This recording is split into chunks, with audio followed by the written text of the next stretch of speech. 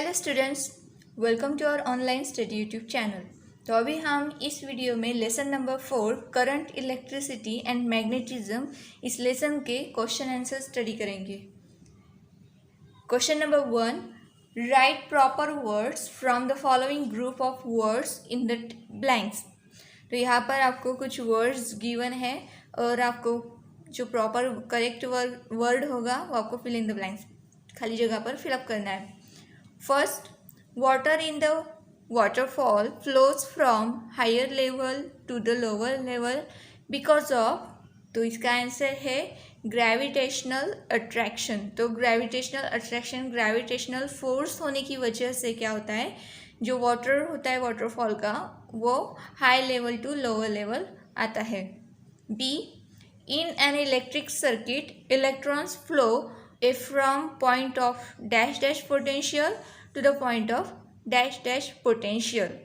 तो ये जो इलेक्ट्रिक सर्किट होता है उसमें हमने देखा है कि जो पॉजिटिवली चार्ज होते हैं वो क्या करते हैं, higher level to lower level तक फ्लो करते हैं। तो इसके अपोजिट जो होगा वो इलेक्ट्रॉन्स का होगा, क्योंकि इलेक्ट्रॉन जो है वो निगेटिवली चार्ज है। तो इसीलिए इलेक्ट्रॉन्स फ्लो करेंगे from point of lower potential to the point of higher potential. Okay. C, the difference between the electrostatic potential of the positive and the negative end of an electric cell is the dash dash of the cell। Electric cell है आपके पास जिसके positive and negative and है और उनका जो difference होता है उसमें जो इलेक्ट्रिक पोटेंशियल होता है उसका जो डिफरेंस होता है उसे हम क्या कहते हैं, उस सेल का पोटेंशियल डिफरेंस। तो आपका आंसर आएगा potential difference of the cell. D, 3 electric cells of potential difference 1.5 volt each have been connected as a battery. The potential difference of the battery will be dash dash volt। तो देखो यहाँ पर 3 electric sales है आपके पास जिसका potential difference है 1.5 volt. तो ऐसे आपने तीनों इलेक्ट्रिक सेल्स को अगर कनेक्ट किया एज ए बैटरी, उसे कंसीडर किया, तो आपको क्या करना पड़ेगा, 1.5 volt plus 1.5 volt plus 1.5 volt, ऐसे तीनों की एडिशन करनी पड़ेगी। तो आपका आंसर आएगा 4.5 volt. Next question E, an electric current flowing in a wire creates dash dash around the wire। तो जो वायर होती है उसमें से अगर हम इलेक्ट्रिक करंट पास करते हैं तो वहाँ पर क्या प्रोड्यूस होता है, क्या क्रिएट होता है, मैग्नेटिज्म क्रिएट होता है। इसका आंसर है an electric current flowing in a wire creates magnetism around the wire. Okay. Question number 2, a battery is to be formed by joining 3 dry cells, then with connecting wires.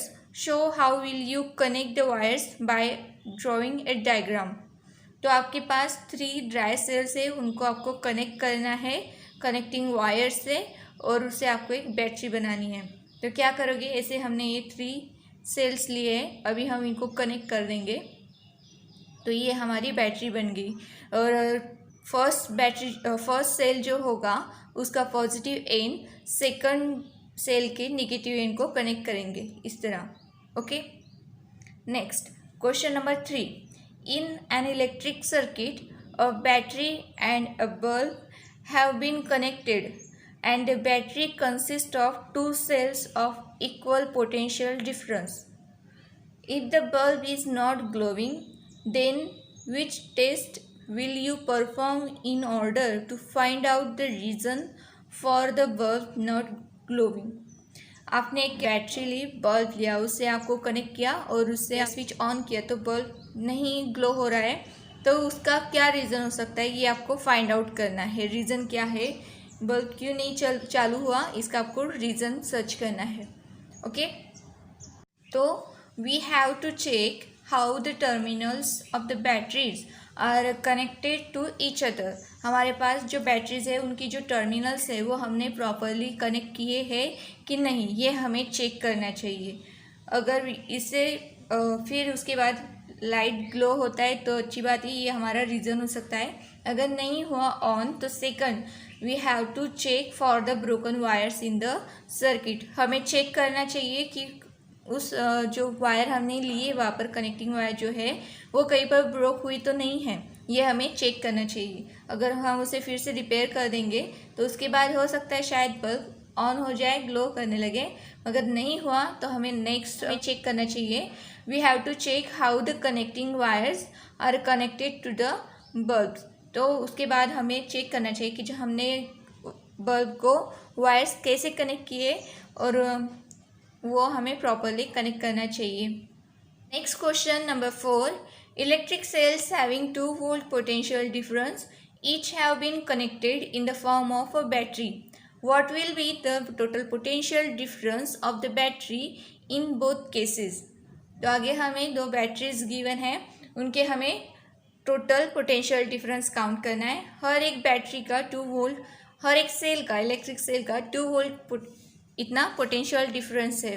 तो first जो figure है देखो, 3 sales वहाँ पर connect किए हैं, तो हम 2 volt plus 2 volt plus 2 volt is equals to 6 volt. तो आपका इसका आंसर आता है फर्स्ट जो फिगर है उसका 6 वोल्ट।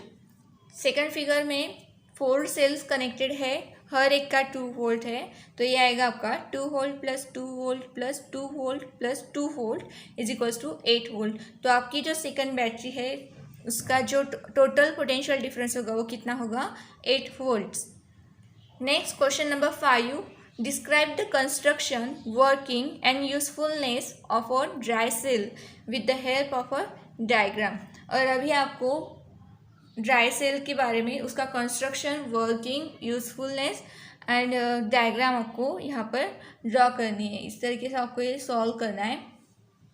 तो construction of a cell, the dry cell consist of the following components. First, outer metal covering. The metal covering is made up of a zinc metal and is whitish in appearance. It acts as a negative terminal of the cell. Second, electrolyte. Inside the zinc metal, there is the electrolyte filled between 2 layers. Electrolyte is a wet pulp of zinc chloride and ammonium chloride. It is the charge carrier of electricity as it contains negatively charged and positively charged ions. Next, metal rod. There is a graphite rod at the center of the cell. It is surrounded by paste of manganese dioxide. It acts as the positive terminal of the cell. तो इस तरह आपको figure draw करनी है। Next point, working of dry cell.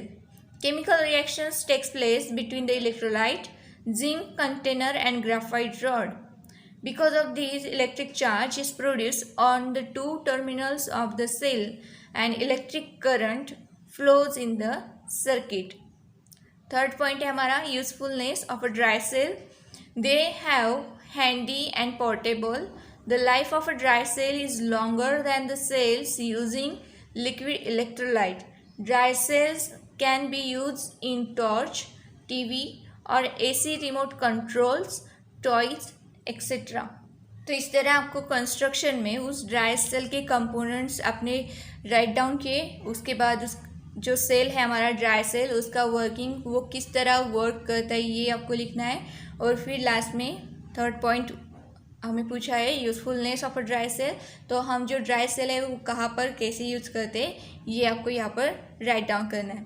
Okay, question number 6, describe the construction and working of an electric bell with the help of a diagram.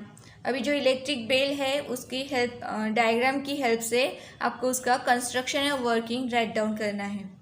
तो construction of an electric bell, following are the components of electric bell. आगे कुछ components दिए वो electric bell के हैं। First, electromagnet.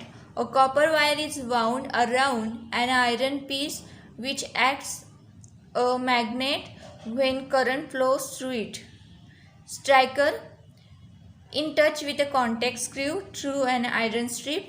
Next, a metal gong, and last one is a key or a switch. तो इस तरह आपको डायग्राम ड्रॉ करनी है। अभी हम वर्किंग देखेंगे।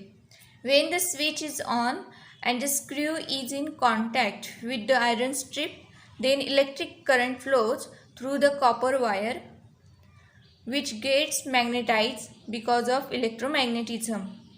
This magnetized copper wire attracts the iron strips towards it, letting the striker hit the gong, and the sound is produced.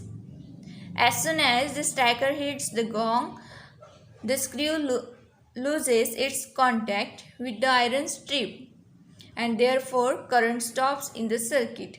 At this point, the electromagnet loses its magnetism and the iron strips moves back and come in contact with the contact screw. The electric current is then restored in the circuit, and again the striker hits the gong by the above process, and this action repeats itself and the bell rings. तो इस तरह यहाँ पर जब हम switch on करते हैं तो जो स्क्रू होता है वो आयरन स्ट्रिप के कांटेक्ट में आता है और वहाँ पर इलेक्ट्रिक करंट फ्लो होने लगता है उस कॉपर वायर से, और जब कॉपर वायर से इलेक्ट्रिक करंट फ्लो होता है तो वहाँ पर मैग्नेटाइज हो जाती है वो वायर वहाँ ड्यू टू इलेक्ट्रोमैग्नेटिज्म, और फिर वो जो मैग्नेटाइज कॉपर वायर होती है वो क्या करती है, आयरन स्ट्रिप को अट्रैक्ट करती है, और इसी वजह से जो स्ट्राइकर है वो हिट करता है गोंग को, और यहाँ पर उसका साउंड प्रोड्यूस होता है। जैसे हम ऑफ कर देता है तो वहाँ पर कॉन्टैक्ट ब्रेक हो जाता है, इलेक्ट्रिक करंट फ्लो ना बंद हो जाता है। इस तरह वहाँ पर प्रोसेस होती है और हमारी जो बेल होती है वो रिंग करती है। ओके, आई होप आपको ये एक्सरसाइज क्वेश्चन आंसर अच्छे से समझ में आया होगा। अगर हाँ तो इसे वीडियो को लाइक कीजिए, अपने दोस्तों के साथ शेयर कीजिए और चैनल को सब्सक्राइब करना मत भूलिए। Thank you so much for watching this video.